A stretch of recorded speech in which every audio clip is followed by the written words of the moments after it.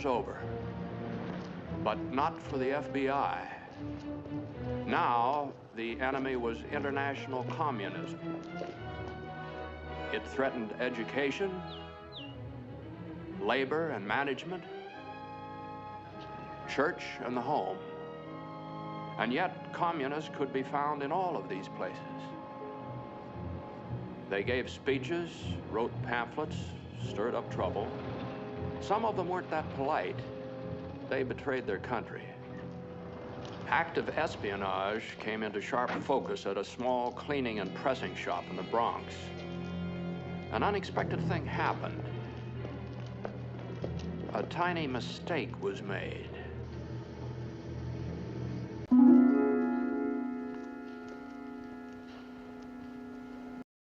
It was probably a mistake. I only hope we're not making a mistake. It's perfectly natural mistakes. You're making a horrible mistake. One mistake now could be disaster. I don't usually make that mistake. That was his little mistake. I made a mistake. My mistake. Every man's entitled to a mistake. Everybody makes mistakes, Billy. But it takes a real man to admit it. Oh, Mason, we all make so many mistakes. Don't hate me. We all make mistakes. We all make mistakes.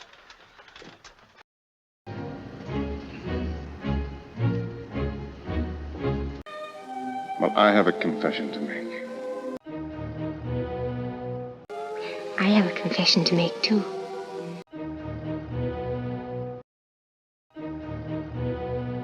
The war was over, but not for the FBI. Now, the enemy was international communism. It threatened education, labor and management, church and the home. And yet, communists could be found in all of these places. Oh, yes. Really? Really? Really? Really? Well. You don't really believe that. But I'm telling you I don't know, and that's the truth. The war was over, but not for the FBI. Now, the enemy was international communism. It threatened education, labor and management, church and the home. And yet, communists could be found in all of these places.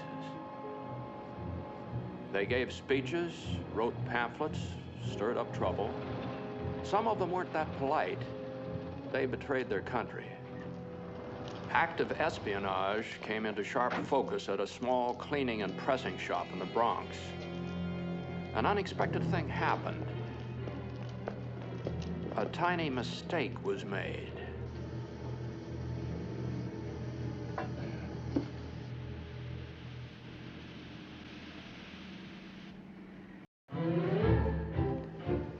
The pants presser notified the New York field office of the Bureau. Agents were sent out. And the man didn't give you the suit? No, the landlady. This fella piles it outside his door before he goes to work. The landlady, she gives it to me. It happens lots of times. One thing didn't happen lots of times. The 50-cent piece contained microfilm. And the suit wasn't with the regular bundle of stuff to be sent out? No, it was hanging in the closet, but it looked all wrinkled. So I thought I'd treat him to a press. On the house, you'd sort of say. I see. He's a nice fella. Appreciates it when you do him a favor. That night, we got our first look at the suspect. He fit the first law of espionage. He looked ordinary. His habits were routine. He worked quietly as a bookbinder in a 14th Street printing shop. Later that week, we got more than a look at him. He left the house. An hour later, he arrived in Central Park. And It looked as if he was on his way to make a contact. He headed for one of the cages. And there he met a man named George Metzger, a known espionage agent. We'd been conducting a surveillance on him for months, but had not made an arrest, hoping he'd lead us to a higher up. George Metzger, a known espionage agent. We'd been conducting a surveillance on him for months.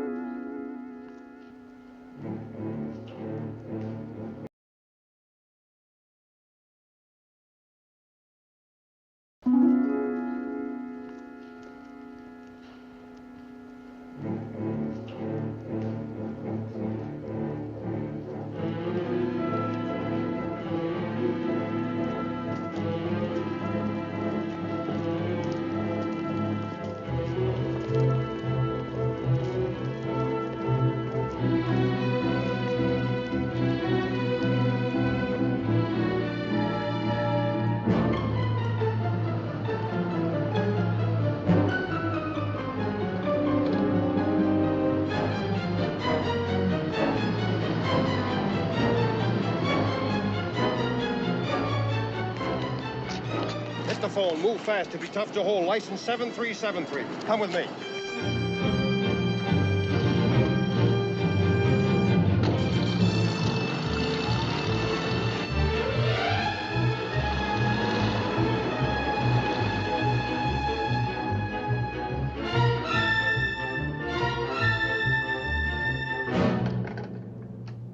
This is NY-15. I've spotted Silvano following Whitey's cab. I'm taking over the surveillance from Silvano and moving south in Central Park.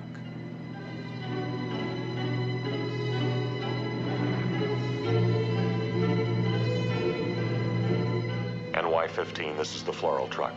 We're paralleling you on Central Park West. If you get hot, we'll take over. Floral truck, this is NY-15. We'll let you know.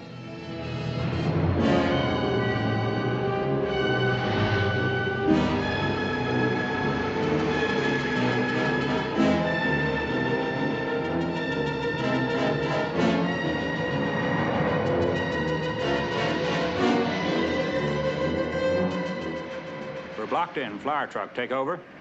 Got him.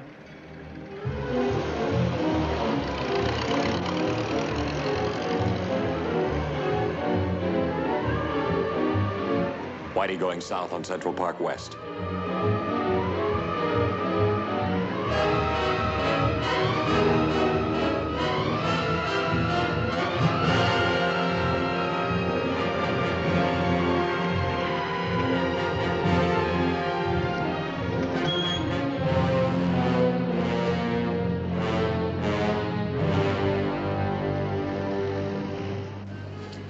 He's out of the cab, walking east on 46th Street.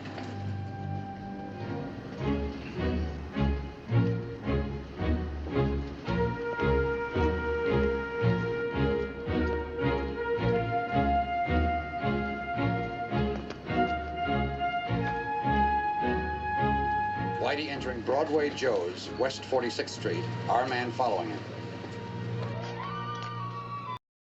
Hardesty. NY-21 tailing George Metzger reports subject just left subway, is walking west on 46th Street. Okay, I have it. Control, this is NY-21. Whitey has made his contact. What is this? We've got warrants for your arrest. The charge is espionage. You're under arrest, I said. You're under arrest.